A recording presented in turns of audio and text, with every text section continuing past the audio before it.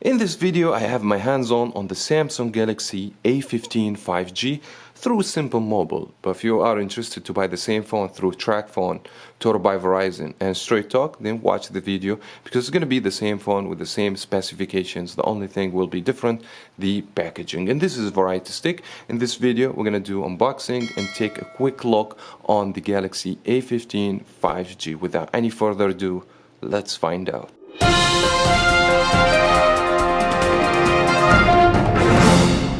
First thing first, we'll start with the unboxing. As we unbox the phone, show you the content, how the phone look, have the first impression. We'll give you the information about the specifications, pricing, and other things. First, let's have a look on the package. This package made specifically to Simple Mobile, but if you buy the same phone through Total by Verizon, it's going to be in red color. It's going to show the logo to other brands, like Straight Talk is going to be in yellow and Tracfone is going to be in blue, but the phone itself will be very similar. Also, the package does not explain much of the information, such as it's going to tell you the phone take up to 1 terabyte storage. The phone has 128 gigabyte of storage and 2.2 gigahertz octa-core processor. I will explain more of the specifications as we go. And by the way, for those people interested to buy the phone, I picked up this from simplemobile.com for $150, and in my opinion the price is very reasonable comparing with the specs of the phone, which is we're going to explain later on this video.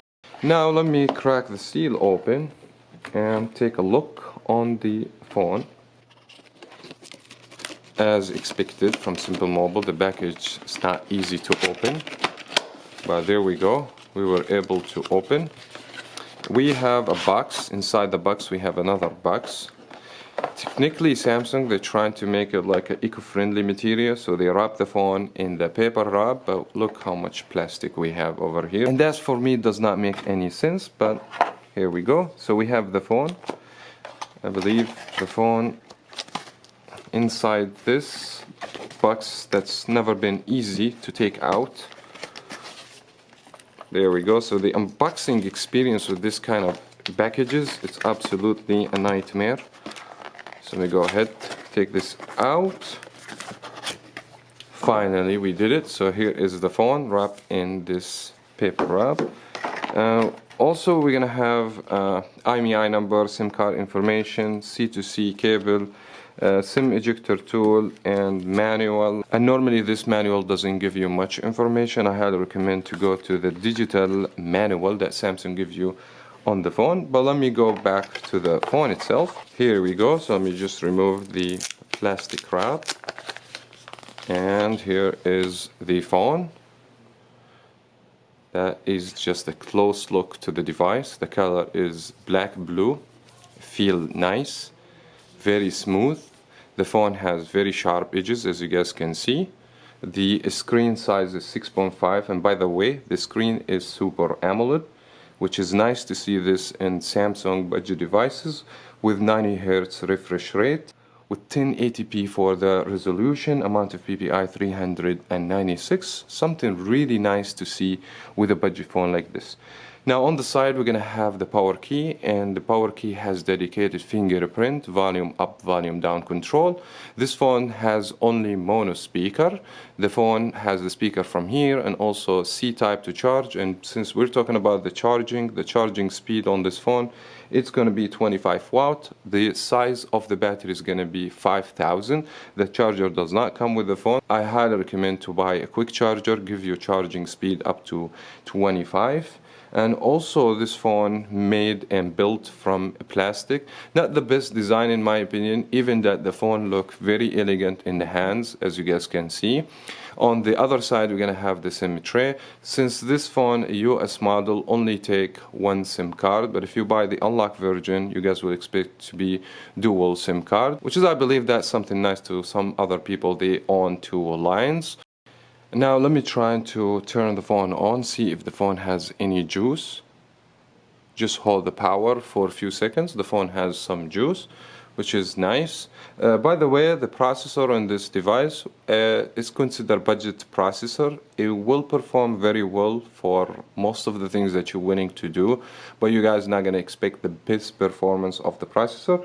That because we have MediaTek processor 6835, Dimensity 6100, and since we're talking about the hardware of the phone has 128 gigabyte of storage. The phone take SD card, as I said before. And the phone has GPU Mali G57, so the phone will be decent in a lot of video games and you should be able to play with no problems.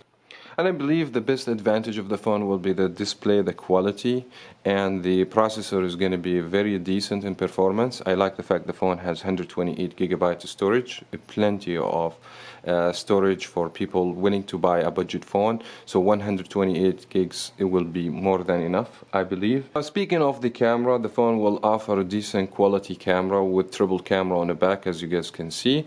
The phone has the main sensor 50 megapixel with artificial intelligence. That means if you run the camera application, you will be able to read RQ codes and the phone will recognize some pictures, which is something nice to see on a budget device like the Galaxy A15. Also, we have ultra-wide 5 megapixel and 2 megapixel macro in case if you want to take very close pictures. My main issue with the camera on this device specifically would be taking pictures with low light situation. The phone has night mode, helps a lot to take better pictures, but still the phone will struggle a little bit in the night mode. Other than that, you guys are gonna expect to take decent pictures, especially if you want to take portrait. If you're taking pictures and you have enough light, I would say the pictures in general, they're gonna be sharp. Now, speaking about the video capability, the phone is not able to do more than 1080p for the resolution at 30 fps. I don't want the phone to do 4K, but I feel like the phone has to do at least 60 fps with 1080p would be great. And for the front-facing camera, 13 megapixel, provide decent quality pictures, especially if you have enough light. Video capability 1080 at 30 fps. It does the job for people who want to take selfie pictures with portrait and some filters and some other stuff. So I believe the front-facing camera doesn't have much to complain about. Doesn't have ultra, of course, because it's only single camera. But overall, speaking about the camera, the back and the front, you guys will expect decent quality pictures as far as you're not taking pictures in the low light situation. Now, the phone features face unlock to unlock the screen through the front facing camera and fingerprint on the side. Maybe it's not the favorite position for so many people, but for me, I didn't have any issue with the position and the fingerprint reader reads fine. If you don't like this face unlock, works very good on the Galaxy A15. And also put in your mind, the phone is not rated water and dust proof, so stay away from any liquid. And the phone is not even water repellent. Samsung did not mention any information about this regard. The phone has NFC for those people willing to put their credit card and pay through the phone, which is something nice to see. The phone battery, 5000, in my opinion, very decent size battery, 25 watt, not the best to charge the phone. It takes almost 2 hours, hour and 45 minutes, from 0% to 100%. Put in your mind the charger doesn't come with the phone. Make sure to buy the right charger, 25 watt, to get the best charging speed. Generally, when you purchase phone, especially for the first year, you guys will expect the battery performance is good. As the time goes, Samsung, they will send you some updates to make the battery last longer, but they're going to reduce the performance of the device, because battery, in my opinion, one of the biggest issue with Samsung in general, that's after 1 or 2 years, you're going to see the battery declining in the performance. Overall speaking, when you buy the phone, you guys are going to expect up to 10 hours, 12 hours. Put in mind the screen has high quality. It's OLED screen, has high brightness level, it's very sharp colors, as you guys can see, and this also will consume more of the battery. Now, overall speaking, battery is decent, but you guys are going to expect battery performance to drop after 1 year of using the device. Now finally, the operating system is the Android 14, the latest on the time I'm recording the video, with custom UI from Samsung, One UI version 6. This operating system offers so many features and some hidden tips and tricks. If you guys are interested, I have dedicated video explain all the tips and tricks on the Galaxy A15. I'll leave the link in the description box. So if you're interested, after you watch this video, you can go ahead and jump to the other video and watch it in full, because this video explains so many features of the operating system. But speaking about the performance of the operating system, is very well optimized with the hardware of the phone with 90 Hz refresh rate. So I believe you're going to be very satisfied.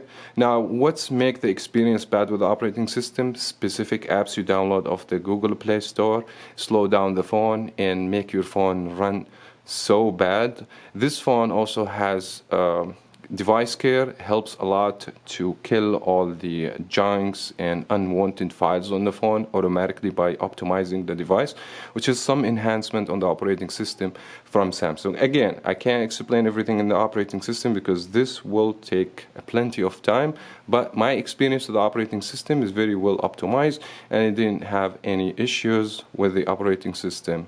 No crashes, the phone does not freeze, etc. unless if you download certain apps, start screwing the device. Now, the Galaxy A15 not the best phone to buy in 2024, of course, but for the price, I highly recommend the device. If you spend $150, the phone offers very high quality display, OLED screen, very sharp. The design in general very acceptable. The phone looks so nice, elegant. Not the best design for me because the sharp edges, as I explained before, but still look very nice. The phone has decent sized battery, camera is very acceptable. So this phone, in my opinion, will be worth spending the money, especially if we take in consideration the storage of the phone. 128 gigabytes with 4 gigabytes of RAM will provide decent performance for the processor, especially if you want to play video games, open multiple apps at the same time. I don't think so you're going to have major issues on the device.